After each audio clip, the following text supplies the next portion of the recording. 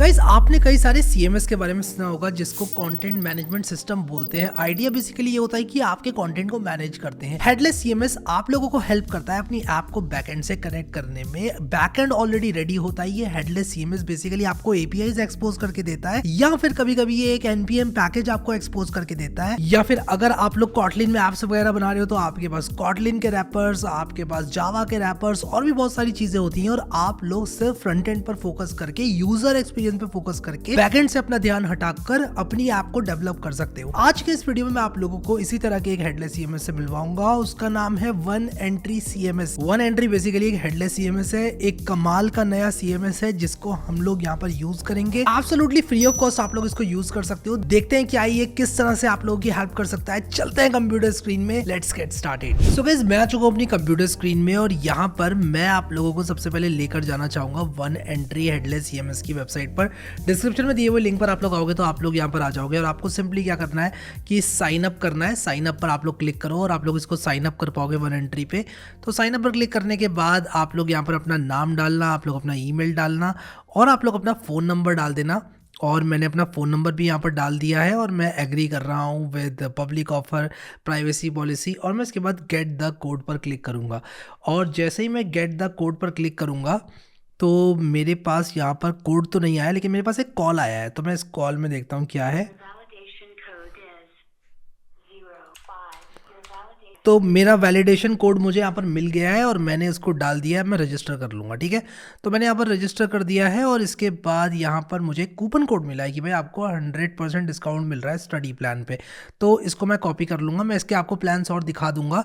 Basically क्या है, ये एक हेडलेस सीएमएस है, ठीक है। तो अगर आप लोगों की जो रिक्वायरमेंट है वो थोड़ी सी ज़्यादा है, तब आप लोग इसके ये जो प्लान्स है एक्सप्लोर कर सकते हो। स्टडी प्लान्स इसको एक्सप्लोर करने के लिए है। अगर आप लोग इसको यूज़ करना चाहते हो लेटर से कमर्शियली, तब आप लोग इसका प्रीमियम प्लान यूज़ करोगे। लेकिन अभी हम लोग जो है ये प्रोमो कोड का पूरा लाभ उठाएंगे और एक प्रोजेक्ट को क्रिएट करेंगे। लेकिन प्रोजेक्ट को क्रिएट करने से पहले आप लोगों को अपनी ईमेल आईडी जो है वो वेरीफाई करनी पड़ेगी। तो मैं यहाँ पर क्या करूँगा, अपनी ईमेल आईडी को जो है वेरीफाई करूँगा। और यहाँ पर जैसे कि आप देख सकते हो मेरे पास एक ईमेल आ गया है कि भाई अपना ये जो ईमेल आईडी है इसको वेरीफाई कर लो। मैंने अपना ईमेल एक्टिवेट कर लिया है, और ईमेल को एक्टिवेट करने के बाद ही आप लोग यहाँ पर क्रिएट प्रोजेक्ट पर क्लिक करना। इसका नाम मैं रखने वाला हूँ लेट अस से फर्स्ट प्रोजेक्ट, ठीक है। और मैं यहाँ पर अपना सब डोमेन लूँगा, मान लो codewithharry.oneentry.cloud, और वो मुझे मिल गया क्योंकि किसी और ने शायद oneentry.cloud पर कोड विद हैरी के नाम से नहीं ले रखा है, विच इज़ गुड। मुझे मेरा जो है डोमेन मिल गया, सब डोमेन बेसिकली मिल गया। और यहाँ पर आप लोग देखो कि मैं ये स्टडी प्लान चुनूंगा। मुझे यहाँ पर एक प्रोमो कोड मिला हुआ है जिसको मैं अप्लाई करूँगा, यानी कि जो चीज़ मुझे $5 की मिलने वाली थी वो 0 में मिल रही है अब। और मैं इसके बाद क्रिएट पर क्लिक करूँगा, विच मीन्स कि मैं इसको फ्री ऑफ कॉस्ट इस्तेमाल कर सकता हूँ, ठीक है। तो मैं इसको फ्री ऑफ कॉस्ट यहाँ पर इस्तेमाल करूँगा। ये मेरा जो प्रोजेक्ट है उसको क्रिएट कर रहा है, और जितनी देर में ये मेरे प्रोजेक्ट को क्रिएट कर रहा है मैं थोड़ा बहुत इसके बारे में आप लोगों को बता देता हूँ कि आप क्या क्या कर सकते हो। तो इनकी वेबसाइट पर ही यहाँ पर इन्होंने बताया हुआ है what is headless CMS. Basically headless CMS क्या होता है कि आपके पास एक फ्रंट एंड है। मान लो आप रिएक्ट में अपना फ्रंट एंड लिख रहे हो, ठीक है। अब उस रिएक्ट में लिखे हुए फ्रंट एंड को आप लोग मान लो यूज़ करना चाहते हो एक बैक एंड के साथ, ठीक है। और आप नहीं चाहते कि यार आप बैक एंड की वो सारी चीज़ें खुद से लिखो। आप नहीं चाहते कि यार मैं जो बैक एंड बना रहा हूँ उसमें डेटाबेस से कनेक्शन करूँ, मैं खुद का डेटाबेस लेकर आऊँ और उसके बाद उसको बैक एंड से कनेक्ट करूँ। वो सारा कोड लिखना पड़ेगा। सबसे बड़ी बात नहीं, कोड लिखने से भी ज़्यादा बड़ी बात जो मेरे हिसाब से है, मैनेज करना पड़ता है यार उसको।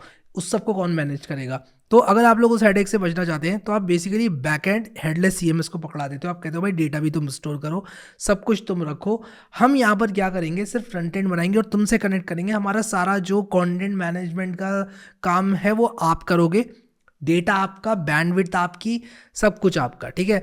तो यहाँ पर ये जो है वन एंट्री इसी तरह का एक हेडलेस सीएमएस है। तो ये अभी मेरा जो प्रोजेक्ट है वो क्रिएट हो रहा है। मैं वेट करूँगा, वापस आऊँगा जैसे ही मेरा प्रोजेक्ट क्रिएट हो जाएगा। सो यहाँ पर आप जैसे कि देख सकते हो कि मेरा पहला प्रोजेक्ट जो है वो बन चुका है। मैं इसको खोलूँगा। सबसे पहली बात जो मैं आप लोगों को बताना चाहता हूँ कि हम लोगों ने यहाँ पर टैरिफ स्टडी प्लान जो है वो फ्री में क्लेम कर लिया है। आप लोग भी सब लोग कर लेना, और करने के बाद आप लोग बिल्कुल इसी तरह जो है जैसे मैंने आप लोगों को बना के दिखाया ये प्रोजेक्ट आप बना सकते हो, ठीक है।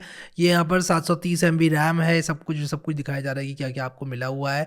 यहाँ पर टैरिफ, डिपार्टमेंट ऑफ, और आप इस प्रोजेक्ट को डिलीट वगैरह कर सकते हो। और आप लोग एक डोमेन अटैच कर सकते हो, यानी कि अगर आप किसी भी होस्टिंग प्रोवाइडर्स, डोमेन प्रोवाइडर से एक डोमेन लेके बैठे हो, तो आप लोग क्या करो कि उस डोमेन के ए रिकॉर्ड को इस आईपी से आप लिंक कर दो और डायरेक्टली वो डोमेन फिर आपका काम करेगा इंस्टेड ऑफ ये वाला जो सब डोमेन है। लेकिन अभी के लिए codewithari.oneentry.cloud जो है वो हमें मिला हुआ है सब डोमेन फ्री में, तो भाई इसको यूज़ करो, ठीक है। तो ये हमारा जो प्रोजेक्ट है उसका यहाँ पर जो लॉगिन डिटेल्स हैं वो मैं आपको बताता हूँ कहाँ पर है, वो हमारी ईमेल पर आती हैं एक्चुअली।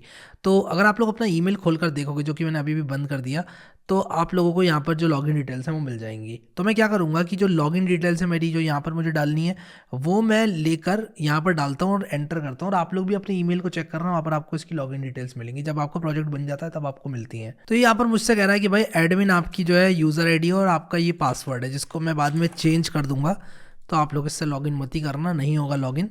तो यहाँ पर आप देख सकते हो कि मैं अपने पासवर्ड को भी के लिए सेव कर लेता हूँ, और आप लोग भी सेव कर सकते हो अगर चाहो तो। यहाँ पर आप लोग देखो वन एंट्री का जो ये आपका CMS है वो खुल गया। अब आप लोग यहाँ पर मेन्यू में जा सकते हो, जर्नल में जा सकते हो, इसको एक्सप्लोर कर सकते हो। लेकिन मैं एक एक करके आप लोगों को इसके फीचर्स के बारे में बता देता हूँ।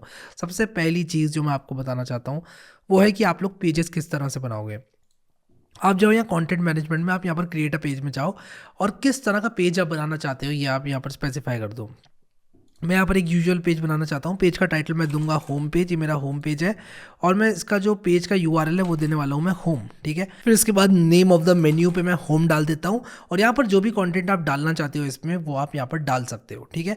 मैं एक काम करूँगा कि कुछ भी यहाँ पर कॉन्टेंट जो है अभी वो जनरेट करके डाल देता हूँ, या मैं एक काम करूँगा कि सिंपली विकीपीडिया पे जाऊँगा और विकीपीडिया में से कुछ कंटेंट जो है मैं उठा के डाल दूंगा, ठीक है। मैं यहाँ पर ये विकीपीडिया का कुछ कंटेंट डाल देता हूँ, या फिर मैं एक काम करता हूँ किसी भी एक वेबसाइट के होम पेज का कंटेंट ही डालता हूँ, ताकि वो लगे यार कि एक्चुअल में होम पेज है। मे बी मैं यही कंटेंट डालूंगा यार, मैं बेजियर कर्व के बारे में डाल दूंगा, ये जो लिखा हुआ है। मैं ज़्यादा दिमाग नहीं लगाना चाहता। और मैं आपको एक चीज़ दिखाना चाहता हूँ कि जब आप यहाँ पर एक मार्कडाउन एडिटर में पेस्ट करोगे कुछ भी, मार्कडाउन एडिटर में कुछ भी आप पेस्ट करोगे, तो आप देखो कि आप एग्जैक्टली इसको एडिट कर पाओगे जैसे आप चाहो। अगर मान लो मैं चाहता हूँ कि ये बोल्ड हो जाए, मेरा अदर बोल्ड हो जाए, तो मैं इसको बोल्ड कर सकता हूँ, ठीक है।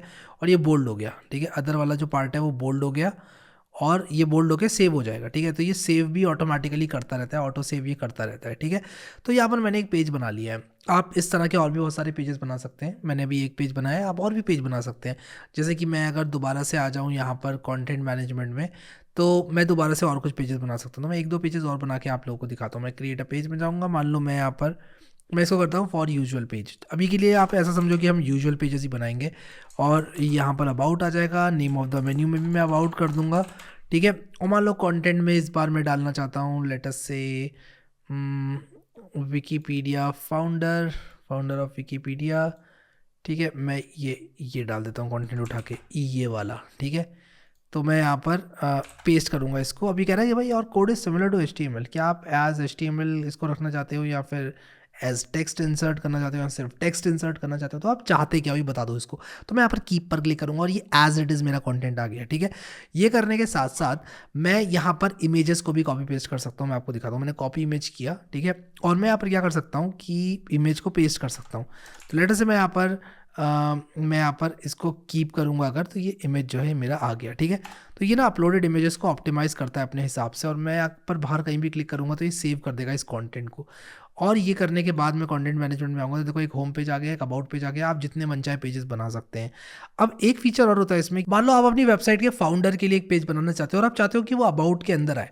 तो मैं यहाँ पर क्या करूँगा कि एक फाउंडर के नाम से मैं बनाऊँगा, और इसको मैं कर दूँगा फॉर यूजुअल पेज, और यहाँ पर इसको पेज URL को फाउंडर करूँगा, name of the menu item को भी फाउंडर करूँगा, और लेट अस से मैं इस बार ये कंटेंट उठाना चाहता हूँ, ठीक है। मैं ये कंटेंट उठाना चाहता हूँ, इसे कॉपी करूँगा और इसको मैं फिर यहाँ पर पेस्ट कर दूँगा, ठीक है। तो मैं इसको पेस्ट करूँगा और कीप कर दूँगा, और ये सेव हो जाएगा ऑटोमेटिकली, ये सेव करता रहता है, ठीक है। तो मैं बैक जाऊँगा जैसे ही, और मैं यहाँ पर पेंसिल पर क्लिक करूँगा, तो आप देखो कि मेरा डेटा जो है वो परसिस्ट करेगा। इसको मैंने कीप करा, परसिस्ट एक्चुअली ये नहीं किया, तो मैं इसको ना थोड़ा इसका वेट करूँगा, तो ये परसिस्ट करेगा फिर, ठीक है। तो ये यहाँ पर सेव्ड। तो यहाँ पर जो इंडिकेटर है वो आप लोग को बताएगा कि ये सेव हुआ है कि नहीं हुआ है। तो मैं मान लो मैंने कुछ भी इसमें चेंज किया, एक स्पेस दिया मैंने, यहाँ पर ये नॉट सेव्ड अभी दिखा रहा है। तो जब तक ये ऑटोमेटिकली सेव ना हो जाए तब तक आप लोग को इसका वेट करना है, फिर आप बैक जाएं। तो यहाँ पर देखो मैंने 3 पेजेस बनाए हुए हैं, एक होम, एक अबाउट, एक फाउंडर। मान लो कि जो फाउंडर वाला पेज है मैं चाहता हूँ कि ये अबाउट के अंदर है, और अगर ये मैं चाहता हूँ कि अबाउट के अंदर है, तो मैं क्या करूँगा कि इसमें जाऊँगा इस पेज में, और मैं यहाँ कैटेगरीज में जाऊँगा और मैं इसका एक कैटेगरी ट्री बना दूंगा। मैं कहूँगा यार कि ये जो पेज है ये अबाउट के अंदर आता है, ठीक है। तो अभी अगर मैं यहाँ पर जाऊँगा दोबारा से कंटेंट मैनेजमेंट में, तो ये देखो ये अबाउट के अंदर आ गया फाउंडर। तो बेसिकली मैं ग्रुप कर सकता हूँ, मैं एक पेज बना सकता हूँ पेरेंट पेज, और पेरेंट पेज के अंदर डाल सकता हूँ ये जितने भी चाइल्ड पेजेस हैं इसके उसको, ठीक है। तो ऐसे हम बहुत सारे पेजेस बना सकते हैं, ये बात आपको समझ में आ गई होगी अभी तक, ठीक है। तो ये था कंटेंट मैनेजमेंट और पेजेस, ठीक है। अब इस कंटेंट को इस्तेमाल कैसे करें, कहाँ पर करें, हमारा फ्रंट एंड जो है उसमें मैं इसको आपको जोड़ के दिखाता हूँ जल्दी से। तो मैं यहाँ पर क्या करूँगा कि एक नेक्स्ट जेएस ऐप बनाऊँगा। तो मैं यहाँ पर लिखूँगा next JS, create next JS app, और यहाँ पर देखो कि जैसे ही मैं ये करूँगा मुझे एक कमांड मिल जाएगा npx create next step latest। इससे मैं एक नई नेक्स्ट जेएस ऐप बना सकता हूँ। शिफ्ट राइट क्लिक करूँगा यहाँ पर, और मैं यहाँ पर शिफ्ट राइट क्लिक करूँगा और यहाँ पर ओपन इन टर्मिनल करूँगा, और टर्मिनल में एक कमांड फायर करूँगा जिससे कि मैं एक नई नेक्स्ट जेएस ऐप बना पाऊँगा। यहाँ पर इस नेक्स्ट जेएस ऐप का नाम मैं रख देता हूँ, लेट अस से इसका नाम वन एंट्री रख देता हूँ, ONE एंट्री CWH, ठीक है। मान लो मैं अपनी वेबसाइट बनाना चाहता हूँ वन एंट्री में, you want to use TypeScript, no no yes no and yes, इसको सबको मैं डिफॉल्ट रखूँगा। तो बेसिकली कुछ सवाल इसने पूछे कि भाई आप टाइप स्क्रिप्ट क्या यूज़ करना चाहते हो, मैंने कहा नहीं, येसलैंड नहीं, Tailwind CSS yes, SRC directory चाहते हो नहीं, ऐप राउटर चाहते हो येस, ठीक है। इम्पोर्ट एलियास चेंज करना चाहते हो नहीं, ठीक है, ऐसे ही सही है। तो मैं वेट करूँगा इसका, और फाइनली क्या होगा कि मैं लिखूँगा कोड, और मैं यहाँ पर लिखूँगा वन एंट्री CWH, और मैं जैसे ही ये लिखूँगा कोड और फोल्डर का नाम एंटर मारूंगा तो ये VS कोड में खुल जाएगा मेरा, ठीक है। तो ये शॉर्टकट आप लोग याद रख सकते हो, आप लोगों के काफ़ी काम आएगा, ठीक है। अब मैं यहाँ पर क्या करूँगा, yarn dev लिखूंगा या npm run dev लिखूंगा। अगर आप लोग npm यूज़ करते हो तो npm run dev लिखना। अब मैं क्या करूँगा कि एक पैकेज इंस्टॉल करूँगा जिसका नाम है वन एंट्री। मुझे कैसे पता कि ये वन एंट्री नाम का पैकेज है, मैं वन एंट्री की डॉक्यूमेंटेशन पर गया, और मैं आप API में गया, इनफैक्ट NPM में गया, इंस्टॉलेशन में गया। यहाँ पर मुझे पता चला कि एक वन एंट्री नाम का पैकेज है जो कि बहुत आसान बना देता है यार हमारे लिए इसको इस्तेमाल करना। तो चलो यार इसको इंस्टॉल करते हैं वन एंट्री को, एंटर मारूंगा और ये इंस्टॉल हो जाएगा। और फिर जैसे ही इंस्टॉल हो जाएगा मैं npm run dev को यहाँ पर चला दूंगा। लेकिन मैं इसके इंस्टॉल होने का वेट करता हूँ, थोड़ा स्लोली चलता हूँ ताकि समझ में भी आता रहे आप लोगों के। अब एक प्रॉब्लम आती है बहुत सारे लोगों को जो आती है, मैं बताता हूँ कि अगर आपका जो सिस्टम है वो 64 बिट है, आउट ऑफ कॉन्टेक्स्ट जा रहा हूँ थोड़ा सा लेकिन सुन लो, 64 बिट है अगर आपका PC, और आप 32 बिट कंप्यूटर वाला जो Node.js है वो डाउनलोड करते हो, यानी कि Node.js आप जो है डिफ़ॉल्ट डाउनलोड कर लेते हो वेबसाइट में विंडोज़ के लिए जो कि 32 बिट का है, तो भाई आपको होने वाली है दिक्कत। और आप 64 बिट में हो तो 64 बिट ही चलाओ, नहीं तो दिक्कत होती है, एरर्स आते हैं, ठीक है। अगर आपका एरर आ रहा है तो आप देख सकते हो कि कहीं वो वजह तो नहीं है। npm run dev करने से मेरा एक जो Next.js का सर्वर है वो स्टार्ट हो गया, और ये काफ़ी फास्ट है यार। Next.js 14 इज़ वेरी फास्ट यार, वेरी रियली वेरी फास्ट, और बहुत इंप्रेसिव है। तो हम यहाँ पर ऐप डायरेक्टरी में जाएंगे, pages.js में जाएंगे, और अगर आप लोगों को नहीं पता तो Next.js 13 में everything is a server component by default, ठीक है। तो अगर आप लोगों को नहीं आता Next.js तो मैं वीडियो बना दूंगा, आप लोग मुझे ज़रूर बताएं कमेंट में कि क्या आप Next.js 14 का वीडियो चाहते हैं, आई हैप्पीली मेक इट। बट आप लोग मेरे पुराने Next.js के वीडियोस देख सकते हैं, उसमें से जो कॉन्सेप्ट्स हैं वो लर्न कर सकते हैं। प्रीटी मच सब कुछ सेम ही है, मतलब काफ़ी सिमिलर है, आप लोग खुद से फिगर आउट कर लोगे। But let's use this package, ठीक है। किस तरह से इस पैकेज को इस्तेमाल करना है, मैं यहाँ NPM में आऊँगा और मैं बेसिकली क्या करूँगा, सबसे पहले पेजेस को लेकर आऊँगा। तो यहाँ पर यूजेज में लिखा हुआ है इसको यूज़ करने का तरीका। तो यहाँ पर ये कह रहा है कि भाई देखो आप क्या करो, सबसे पहले तो डिफाइन वन एंट्री को आप इंपोर्ट कर लो। ये वन एंट्री कह रहा है खुद मुझसे, ठीक है। और ये मुझसे कह रहा है कि आप इन सब चीज़ों को, जिसमें से जो जो आपको चाहिए उसको आप इंपोर्ट कर लो और अपने API टोकन के साथ आप इसको इस्तेमाल करो। तो मैं आपको बताता हूँ इसको किस तरह से यूज़ करना है। आप इसे करो कॉपी, ठीक है, और आप आ जाओ अपने कोड में, और अपने कोड में आने के बाद ये एक सर्वर कंपोनेंट है, तो ये जो कोड है वो सर्वर में रन होगा। मैं आपको बता दूं Next.js 14 में everything is a server component, ठीक है। तो यहाँ पर ये सर्वर पे रन होगा मेरे, और यहाँ पर आप देखो मैं URL डालूंगा जो कि मेरा क्या है, URL मेरा है, मैं यहाँ पर आता हूँ, मेन्यू में जाता हूँ, इनफैक्ट मैं यहाँ पर जाऊँगा अपने प्रोजेक्ट की डिटेल्स में, प्रोजेक्ट्स में जाऊँगा, और यहाँ पर क्या सेटिंग्स में मुझे मिलेंगी, जनरल सेटिंग्स में या ऐप टोकन्स में, नहीं, मुझे एक्चुअली यहाँ पर मिलेगा एक्सेस में, ठीक है। तो मैं इस URL को कॉपी करूँगा और यहाँ पर डाल दूँगा URL को, ठीक है। और इसके बाद कॉमा लगाकर मैं डाल दूंगा टोकन। आप देखो यहाँ पर बता रहा है कि भाई पहला आर्ग्यूमेंट यूआरएल है और दूसरा टोकन है जो कि आपको देना है, ठीक है। तो टोकन जो है वो मैं दे दूंगा और वो टोकन मुझे जनरेट करने के लिए आना पड़ेगा यहाँ पर। बाय द वे आपको बता दूं कि ये मेरा प्रोजेक्ट का पेज है और ये जो है मेरा वन एंट्री अकाउंट का पेज है, ठीक है। तो यहाँ से मैं एनपीएम और एपीआई जो है यूज़ कर रहा हूँ। ये आपको लगे कि यार ये ऑप्शन आपके क्यों नहीं आ रहे, तो यहाँ पर आप देख सकते हो, ठीक है। ये करने के बाद अब मैं क्या करूँगा कि एक नया ऐप टोकन जनरेट करूँगा। इसका नाम मैं रख देता हूँ CWH, ठीक है, या फिर मैं यूट्यूब रख देता हूँ ताकि मुझे याद रहे कि यार मैंने यूट्यूब वीडियो के लिए ये वाला टोकन जो है वो यूज़ किया था। क्रिएट पर मैं क्लिक करूँगा और यहाँ पर हमारा ऐप टोकन क्रिएट हो चुका है, आप देखो YT नाम से। अब इसको मैं कॉपी कैसे करूँ, यहाँ ये आई बटन है ना, इस पर क्लिक करके मैं इसे कॉपी कर सकता हूँ और यहाँ पेस्ट कर सकता हूँ। अपने ऐप टोकन्स को संभाल के रखें, ये एक पासवर्ड की तरह है आपकी ऐप के, आप इसको बिल्कुल भी लीक ना करें। इसके बाद हम क्या करेंगे, यहाँ पर इसकी API का इस्तेमाल करते हुए यहाँ पर पेजेस में आएंगे और सारे पेजेस को प्राप्त करने के लिए आप लोग क्या कर सकते हैं, आप कह सकते हैं const value is equal to await pages dot get route pages. ये आपको रूट पेजेस देगा, लेकिन मैं यहाँ पर चाहता हूँ क्या, मैं यहाँ पर चाहता हूँ कि मुझे सारे पेजेस मिल जाएं। तो मैं देखता हूँ कि मुझे कौन सा फंक्शन यहाँ पर यूज़ करना चाहिए। तो मैं बेसिकली यहाँ पर एक गेट पेजेस नाम का फंक्शन होता है, उसको यूज़ करूँगा। तो गेट पेजेस क्या करता है, आपको सारे पेजेस देता है। यहाँ पर शायद होगा कहीं ना कहीं get pages, get pages get pages get pages get pages आपको सारा कंटेंट के साथ सारे पेजेस देता है, ठीक है। तो इसलिए मैं गेट पेजेस को यूज़ करूँगा। तो मैं पेजेस पर क्लिक करता हूँ, पेजेस पर किया क्लिक मैंने, और यहाँ पर आप देखो पेजेस डॉट गेट पेजेस नाम का जो फंक्शन है वो आप कुछ इस तरह से यूज़ कर सकते हो। और ये जो वैल्यू है इसमें आप लोगों को मिलेंगे सारे पेजेस। तो यहाँ पर आप देखो मैंने लिखा value is equal to await pages dot get pages. और अगर मैं आप लोगों को यहाँ पर console डॉट लॉग करके दिखाऊँ वैल्यू को, तो आप लोग देख रहे हैं कि यहाँ पर मुझे सारे जो पेजेस हैं वो मिल जाएंगे। तो मैं अगर इसको रिफ़्रेश करूँ यहाँ पर क्रिएट नेक्स्ट ऐप को, तो आप लोग को यहाँ टर्मिनल में, जो कि मैं यहाँ पर बना लूँगा एक टैब, आप ये ड्रैग करके इस तरह से टर्मिनल को एक टैब बना सकते हो। तो आप देखो यहाँ पर क्या है कि आपको ये सारा कंटेंट मिल गया, आपको दोनों पेजेस मिल गए। जो पहला पेज है इसका वो है होम पेज, ठीक है, और ये बेजियर कर वाला जो कंटेंट है, प्लेन कंटेंट आपको मिल रहा है यहाँ पर। और यहाँ पर आप देखो कि यहाँ पर आपको HTML कंटेंट मिल रहा है, ठीक है। तो आप जैसे भी इसको सेव करना चाहते हो आप कर सकते हो। मैं काम करूँगा, ये जो मेरा होम वाला कंटेंट है ना, ये जो होम वाला कंटेंट है मेरा, मैं कंटेंट मैनेजमेंट में जाऊँगा, होम में यहाँ पर एडिट करूँगा। मैं इसको ना मार्कडाउन एडिटर यूज़ नहीं करूँगा यार, मैं यहाँ पर इसको कॉपी करूँगा बेजियर वाले पार्ट को, Ctrl+C किया मैंने, और मैं इसको ना कुछ इस तरह से यहाँ पर पेस्ट कर दूँगा, ठीक है। और मान लो मैं ये कार्ड्स को बोल्ड करता हूँ, ठीक है। अब यहाँ पर देखो अभी ये सेव नहीं हुआ है, नॉट सेव्ड लिख कर आ रहा है, ठीक है। जब ये सेव हो जाएगा तब आपको इसे क्लोज करना है, ठीक है। अब मैं इसको अगर रिफ्रेश करूँ अपने इस पेज को, तब आप लोग देखोगे कि यहाँ पर आप लोगों को अपडेटेड कंटेंट देखने को मिलेगा। तो इस बार देखो आपको HTML मिल रहा है दोनों साइड, अबाउट में मिल रहा है, इनफैक्ट नीचे आया होगा वो, मैंने दोबारा से रिफ्रेश किया है। तो जो हमारा होम पेज का कंटेंट है वो अभी आप लोग को HTML कंटेंट में मिलना चाहिए, और ये मिल भी रहा है। तो हम जो है यहाँ पर प्राइमरीली HTML कंटेंट को यूज़ करने वाले हैं, तो मैंने यहाँ पर HTML कंटेंट ही लिखा है, ठीक है। सो आई होप ये समझ में आ गया आप लोगों को किस तरह से हम लोग जो है पेजेस को रिट्रीव कर सकते हैं। अभी जो मेरा पेज डॉट JS है ना, मैं यहाँ पर होम पेज को प्राप्त करना चाहता हूँ, ठीक है। तो मैं यहाँ पर क्या करूँगा, अगर मैं सिर्फ वैल्यू 0 कर दूँ यहाँ पर, और मैं अब अपने पेज को रिफ्रेश करूँ, इस पेज को मैं इसको बंद कर दूंगा, विकीपीडिया को, और क्रिएट नेक्स्ट ऐप की डॉक्यूमेंटेशन को भी, इसको मैं रिफ्रेश करूं। बाय द वे मैं इसमें लिख देता हूं this is my home page, कुछ इस तरह से। और आप लोग को यहाँ पर दिखेगा सिर्फ एक पेज का कंटेंट, जो कि कौन सा पेज है हमारा, मैं यहाँ पर इसको दोबारा से रिफ्रेश करूँगा, पोजीशन 1 है यहाँ पर आप देखो, और ये फॉर यूजुअल पेज है। और यहाँ पर ये सिर्फ मुझे टाइटल फाउंडर वाला बता रहा है, पेज URL फाउंडर बता रहा है, ठीक है।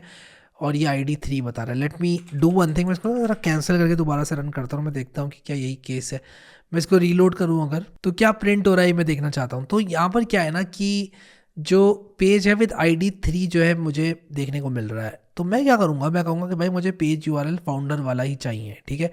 तो ये करने के लिए मैं क्या करूँगा, इसमें वैल्यू को फ़िल्टर करूँगा, मैं कहूँगा वैल्यू डॉट फिल्टर, और यहाँ पर मैं क्या करूँगा, और मैं यहाँ पर एक एरो फंक्शन बनाऊँगा, और मैं कहूँगा कि ई डॉट वैल्यू है क्या है, टाइटल है, ई डॉट पेज URL है, sorry, e dot page URL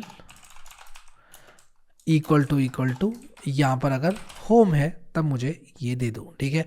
तो मुझे ये चाहिए बस, ठीक है। तो मैं अगर अभी इसको देखूँ, आपको दिखाऊँ, रिफ्रेश करूँ अगर पेज को, तो आप देखो यहाँ पर होम पेज मुझे देखने को मिल गया। अब इसका जो कंटेंट है वो मुझे कैसे मिलेगा, तो मुझे इसका कंटेंट मिलेगा लोकलाइज इन्फोज के अंदर।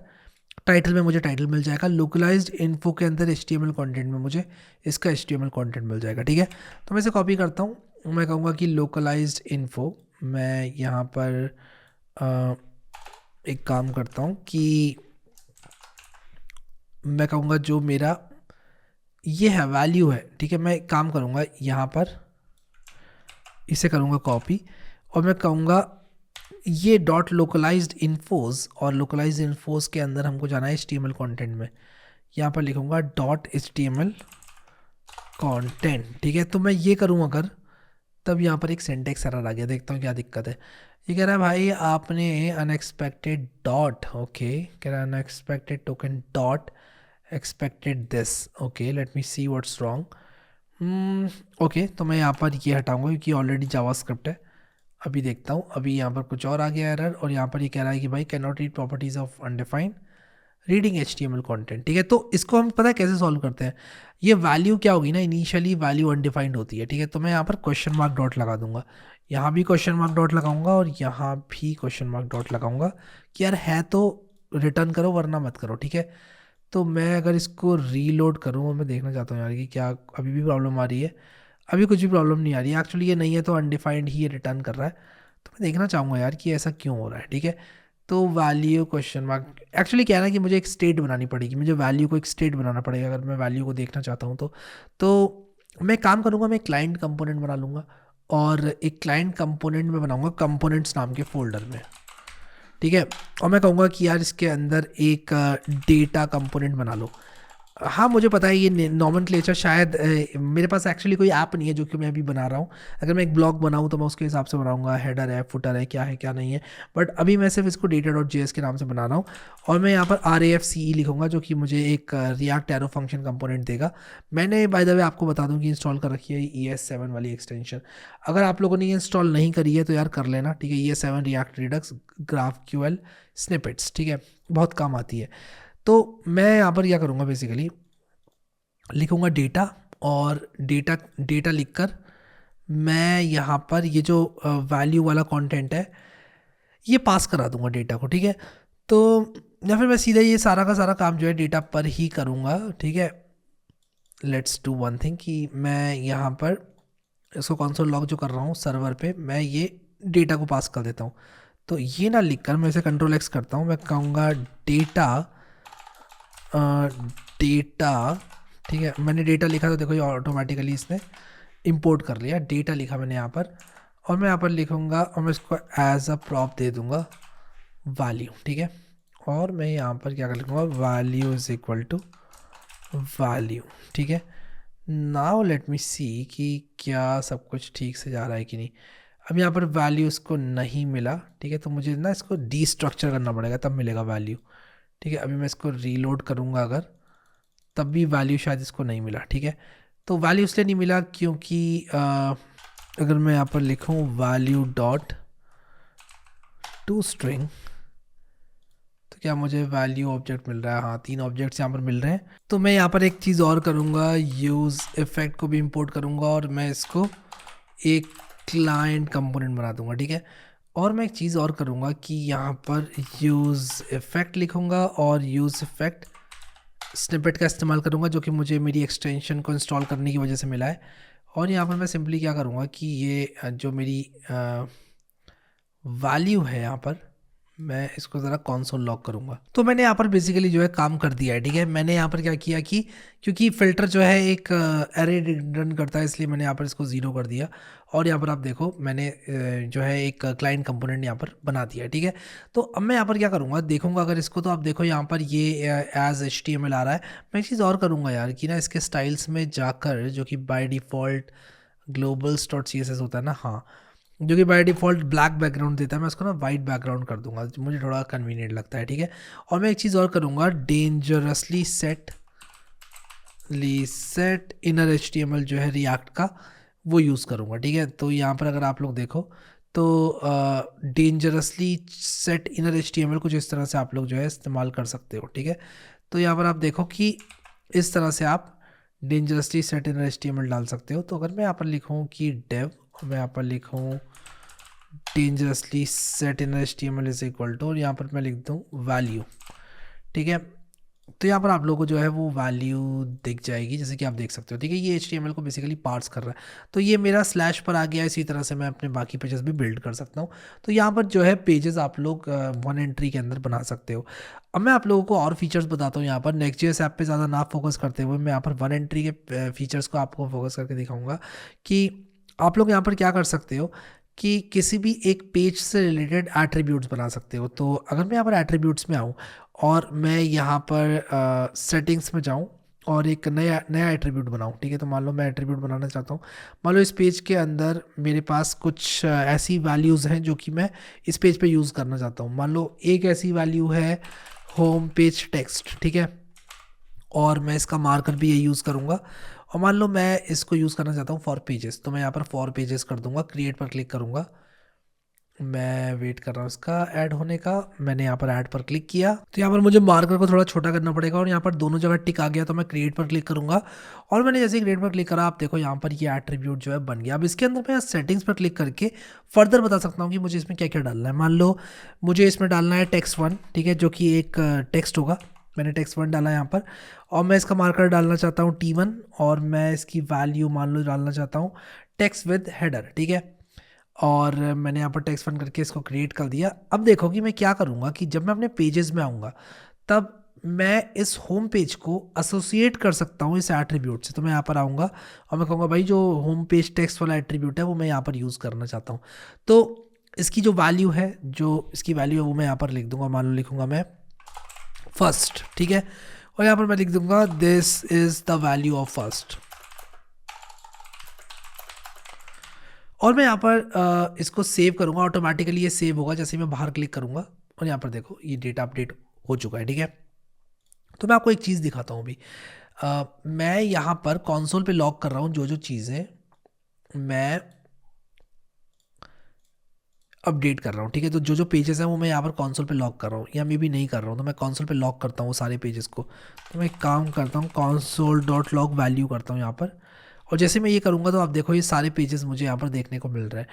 आप लोग देखना कि जो यहाँ पर एट्रीब्यूट वैल्यूज़ हैं, ठीक है, वो आपको यहाँ पर देखने को मिल रही है। देखो इसके अंदर एक T1 वैल्यू आ गई और ये एक ऑब्जेक्ट है।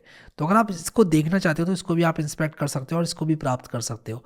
तो आप यहाँ पर वैल्यू के साथ साथ एट्रीब्यूट T1 की वैल्यू को भी ले सकते हो। आप इसको पार्स करके पेज पर डिस्प्ले कर सकते हो। तो हमने यहाँ पर कुल मिलाकर किया क्या कि एक पेज के साथ कुछ और एट्रीब्यूट वैल्यूज़ को एसोसिएट कर दिया जिनको फ्यूचर में मे बी आप चेंज करना चाहो। जैसे कि आप जो फुटर का टेक्स्ट है उसको चेंज करना चाह सकते हो तो वो आप कर सकते हो। आप हेडर के अंदर कुछ और चीज़ें इंक्लूड करना चाह सकते हो तो आप वो कर सकते हो। तो वो चीज़ें यहाँ पर जो है बेहद आसान हो जाती हैं आप लोगों के लिए। अब मैं आप लोगों को यहाँ पर प्रोडक्ट कैटलॉग बनाकर दिखाऊंगा जो कि आप वन एंट्री में बना सकते हो। तो अगर आप यहाँ कैटलॉग में आओगे और मैं उससे पहले एक पेज बनाऊंगा, यहाँ पर कंटेंट मैनेजमेंट में आऊँगा, क्रिएट अ पेज बनाऊंगा और यहाँ पर मैं कहूँगा कि मुझे कैटलॉग पेजेस के लिए चाहिए और मैं ना कुछ प्रोडक्ट्स बनाना चाहता हूँ, ठीक है। तो मैं इसको यहाँ पर प्रोडक्ट्स करूँगा, इसको प्रोडक्ट्स करूँगा, इसको भी प्रोडक्ट्स करूँगा और यहाँ पर मैं इसके कॉन्टेंट में लिख दूँगा this is my products page, ठीक है। ये मैंने किया, इसके सेव होने का इंतज़ार करूँगा और मैं ये करने के बाद बैक आ जाऊँगा, ठीक है। तो यहाँ पर जो कैटलॉग है उसके अंदर मैं आऊँगा और यहाँ पर आप देखो कि प्रोडक्ट्स नाम का एक कैटलॉग जो है वो बन गया है, ठीक है। तो मैं अगर यहाँ पर इसकी सेटिंग्स पर क्लिक करूँगा तो मैं यहाँ पर चेंज कर सकता हूँ कि नंबर ऑफ़ रोज़ पर पेज कितनी हो, नंबर ऑफ़ प्रोडक्ट्स पर रो कितने हो। तो जो हमारा आउटपुट डेटा आएगा वो उस हिसाब से अपडेट होता जाएगा, ठीक है। अब जो अगला स्टेप है वो आपको सेटिंग्स में आना है, एट्रीब्यूट्स में आना है और मैं यहाँ पर PROD के नाम से एक एट्रीब्यूट सेट बनाऊँगा और मैं यहाँ पर कहूँगा कि ये मुझे चाहिए फॉर प्रोडक्ट्स, ठीक है। तो मैं कहूँगा कि मैं अपना एक प्रोडक्ट कैटलॉग बनाना चाहता हूँ, उसके लिए मुझे ये चाहिए। तो ये मैंने बना लिया है यहाँ पर एट्रीब्यूट्स। मैं यहाँ सेटिंग्स पर क्लिक करूँगा और सेटिंग्स पर क्लिक करने के बाद यहाँ पर नेम, मार्कर और टाइप दूंगा। मान लो मैं यहाँ पर देता हूँ नेम को प्रोडक्ट नेम, ठीक है। मार्कर को मैं देता हूँ या फिर मैं प्रोडक्ट इन्फो कर देता हूँ, इसको प्रोडक्ट इन्फो, और मार्कर को मान लो मैं P इन्फो कर देता हूँ। और इसके बाद यहाँ पर मैं कहूँगा कि ये मुझे चाहिए टेक्स्ट, ठीक है। इसको मैं क्रिएट पर क्लिक करूँगा। मान लो मेरे पास एक PIMG के नाम से एक प्रोडक्ट इमेज भी चाहिए, तो मैं क्या कर सकता हूँ, मैं कह सकता हूँ कि भाई मुझे एक इमेज यहाँ पर चाहिए। आप ग्रुप ऑफ इमेजेस डाल सकते हो, आप एक फाइल डाल सकते हो, ये सारा कंटेंट वन एंट्री मैनेज करेगा आपके लिए। मैं यहाँ पर इमेज पर क्लिक करूँगा और इमेज पर क्लिक करने के बाद मैं क्रिएट पर क्लिक करूँगा और यहाँ पर देखो ये एट्रीब्यूट इसमें आ गया है, ठीक है। तो यहाँ पर प्रोडक्ट इन्फो आ गया है जो कि पी इन्फो मार्कर के नाम से, और एक प्रोडक्ट इमेज आ गया। अब अगर आप लोग यहाँ पर प्रोडक्ट्स पे जाओगे और आप यहाँ पर देख सकते हो ये प्रोडक्ट्स आ रहा है, आप यहाँ प्लस पर क्लिक करके एक प्रोडक्ट बना सकते हो। तो मान लो मैं डालना चाहता हूँ यहाँ पर वन प्लस फ़ोन, ठीक है। मैंने यहाँ पर वन प्लस फ़ोन डाला और इसी के साथ साथ यहाँ पर मैं क्या करूँगा कि एट्रीब्यूट्स में आऊँगा और ये सारे एट्रीब्यूट्स जो हैं ये मैं भर दूंगा। यहाँ पर मैं प्रोड लिखूंगा और यहाँ पर जो जो चीज़ें मैंने यहाँ पर बोली थी वो मैं डाल सकता हूँ।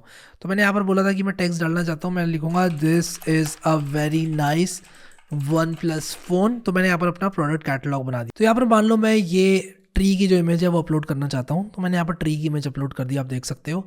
और ये ट्री की इमेज अपलोड करने के बाद यहाँ पर आप देखो ये सेव हो जाएगा। यहाँ पर एस लिखा गया था जिसका मतलब कि ये सेव हो गया और मैं अपना प्रोडक्ट कैटलॉग ऐसे ही बिल्ड कर सकता हूँ। तो मैं अपना जितना मन चाहे प्रोडक्ट कैटलॉग यहाँ पर बनाता जाऊँगा और इसके अंदर जो चीज़ें हैं वो डिलीट करता जाऊँगा। मैं चाहूँ तो इसको कॉपी भी मार सकता हूँ, एक और यहाँ पर इसकी कॉपी बन जाएगी, ठीक है। और इसकी कॉपी बनने के बाद क्या होगा कि मैं इसमें कुछ और चीज़ें चेंज कर सकता हूँ। मैं मान लो इसको आईफोन करना चाहता हूँ वन प्लस की जगह, और क्योंकि ये फ़ोन था इसलिए मैंने इसको कॉपी मारा और मैं यहाँ पर इसके एट्रीब्यूट्स में जाकर यहाँ पर क्या करूँगा कि जो ये इमेजेस वगैरह हैं इनको मैं चेंज कर सकता हूँ। मान लो मैं इसको चेंज करना चाहता हूँ, मैं इसको चेंज कर सकता हूँ, ठीक है। यहाँ पर क्लिक करके मान लो मैं ये वाली इमेज लगाना चाहता हूँ तो मैं ये वाली इमेज लगा सकता हूँ, बहुत ही सिंपल है। अब अगर आप लोगों ने वर्डप्रेस यूज़ किया होगा तो आप लोगों को पता होगा कि मेन्यूज़ क्या होती हैं वर्डप्रेस में। तो आप लोग क्या कर सकते हो कि यहाँ पर मेन्यूज़ बना सकते हो। जैसे मान लो मैं यहाँ पर एक नई मेन्यू बनाना चाहता हूँ और मैं इसका नाम हेडर मेन्यू रखना चाहता हूँ और इसका मार्कर भी मैं हेडर देता हूँ। और मैं यहाँ पर अगर ऐड पर क्लिक करूँगा तो मैं बेसिकली क्या कर सकता हूँ कि इस मेन्यू के अंदर कौन कौन से पेजेस इंक्लूड करने हैं वो मैं सेलेक्ट कर सकता हूँ। तो मान लो मैंने यहाँ पर क्लिक किया तो मेरा होम पेज आ गया। यहाँ पर मान लो मैं सिर्फ ये फाउंडर वाला पेज है ये इंक्लूड करना चाहता हूँ तो ये भी आ गया और ये भी आ गया, आप देख सकते हो। तो मैं जो जो मन चाहे पेजेस इसमें ऐड कर सकता हूँ। और ये यहाँ पर इस पर क्लिक करके शायद ये आप लोग को दिख नहीं रहा है तो मैं आप लोगों को दोबारा से दिखाता हूँ। यहाँ पर क्लिक करके आप इसको इंक्लूड या फिर एक्सक्लूड कर सकते हो, ठीक है। तो ये एक तरह से एक स्विच है जिसको आप लोग क्लिक कर सकते हो और ये आपका जो पेज है इंक्लूड हो जाएगा आपकी मेन्यू में अगर आप लोग चाहोगे तो, ठीक है। तो ये सारी चीज़ें बहुत इजीली हो सकती हैं और मेन्यू को आप लोग फिर यूज़ कर सकते हो by using all these APIs. तो मेन्यूज़ की एपीआई आप देखो गेट मेन्यूज़ बाय मार्कर। अगर आप एक पर्टिकुलर मार्कर जो कि मेरा यहाँ पर हेडर था उससे आप मेन्यू को लेना चाहते हो तो आप ले सकते हो और आपको पता चल जाएगा इस मेन्यू में कौन कौन से पेजेस हैं। तो बेसिकली आप अपना पूरा कंटेंट जो है मैनेज कर सकते हो। फिर इसके बाद फॉर्म्स होते हैं जिससे कि आप लोग अपने फॉर्म डेटा को स्टोर कर सकते हो। और यहाँ पर एक नया फॉर्म बनाने के लिए मैं यहाँ पर लिख दूंगा फॉर्म, इसका मार्कर का नाम भी मैं फॉर्म 1 कर दूंगा और यहाँ पर ऐड पर क्लिक करके ये देखो ये फॉर्म बन गया है। इसके बाद मैं इसको एडिट कर सकता हूँ। ये फॉर्म नेम है, इसके बाद यहाँ पर फॉर्म फील्ड्स हैं जो कि मैं यहाँ पर एट्रीब्यूट्स बना सकता हूँ। तो मैं सेटिंग्स में जाऊँगा और एट्रीब्यूट बना लूँगा। तो मैं यहाँ पर फॉर्म 1 लिखूंगा और यहाँ पर भी फॉर्म 1 लिखूंगा, ठीक है। और यहाँ पर मैं लिख दूंगा फॉर फॉर्म्स और ये मैंने एक एट्रीब्यूट सेट बना लिया। अब मैं इस फॉर्म के लिए जो मैंने एट्रीब्यूट बनाया है सेटिंग्स पर क्लिक कर सकता हूँ और सेटिंग्स पर क्लिक करने के बाद यहाँ पर आप देखो एक नया एट्रीब्यूट मैं डालूंगा। मान लो मैं डालता हूँ नेम, ठीक है। और यहाँ पर मार्कर इसका नाम मैं नेम डाल दूंगा और वैल्यू मान लो मैं डालता हूँ टेक्स्ट विद हेडर, ठीक है। तो यहाँ पर नेम में आ जाएगा टेक्स्ट विद हेडर और मैं यहाँ पर क्रिएट पर क्लिक करूँगा और यहाँ पर आप लोग देख सकते हो कि मेरा ये बन चुका है एट्रीब्यूट। अब मैं फॉर्म में जाऊँगा दोबारा, यहाँ पेंसिल पर क्लिक करूँगा और यहाँ पेंसिल पर क्लिक करके मैं आप लोगों को दिखाता हूँ कि किस तरह से आप लोग फॉर्म के डेटा को यहाँ पर जो है रख सकते हो। तो मैं यहाँ पर ये रखूँगा एट्रीब्यूट और यहाँ पर आप देखो attribute sets can be created in the section settings जो कि मैंने कर लिए हैं। और यहाँ पर देखो ये नेम आ रहा है, ठीक है। तो ये फॉर्म जो है वो बन चुका है। अब आप यहाँ पर लिख सकते हो कि आप लोग अगर डेटा आपका सक्सेसफुल हो गया तो क्या मैसेज देना चाहते हो, अगर अनसक्सेसफुल हुआ तब क्या करना चाहते हो। और आप पेजेस से भी लिंक कर सकते हो उसको, एक मतलब बेसिकली कौन सा फॉर्म किस पेज के लिए बना है ये आप लोग यहाँ पर लिंक कर सकते हो। तो आप लोग इसको ट्राई आउट ज़रूर करना और इसकी जो यहाँ पर फ्री ऑफरिंग है इसको ज़रूर ले लेना क्योंकि आप लोग को एक कूपन मिलता है जिससे कि आप लोग इसको free of cost try out कर सकते हो। आप लोग को कैसा लगा ये हेडलेस CMS और बाकी हेडलेस CMS से मुकाबले आपको ये कैसा लगता है मुझे नीचे कमेंट सेक्शन में ज़रूर बताना। देखो यार किसी भी तरह का हेडलेस CMS है एक थोड़ा बहुत लर्निंग कर्व तो होता है और आप लोगों को लग सकता है कि यार ये वाला हेडलेस CMS या फिर कोई दूसरा हेडलेस CMS आसान है या ये डिफ़िकल्ट है। बट कुल मिला के बात ये होती है कि कोई भी एक CMS आप यूज़ कर रहे हो, चाहे वो वर्डप्रेस ही क्यों ना हो, आपको समझना पड़ता है, टाइम लगता है, ठीक है। तो वो टाइम आप लोग को देना ही पड़ता है। हाँ, मैं कहीं ना कहीं कहूँगा कि ये एक ड्रॉबैक हो सकता है हेडलेस CMS का, कि यार आपको सीखने के लिए टाइम देना पड़ता है। But this is a pretty decent headless CMS। खासकर इनका NPM पैकेज मुझे बहुत पसंद आया, जो कि बहुत स्ट्रेट फॉरवर्ड है। हाँ, थोड़ा बहुत लर्निंग कर्व है, फिगर आउट करने में टाइम लगेगा थोड़ा बहुत, but otherwise it is great. So I hope कि आप लोग को ये वीडियो पसंद आया। Thank you so much guys for watching this video, and I will see you next time.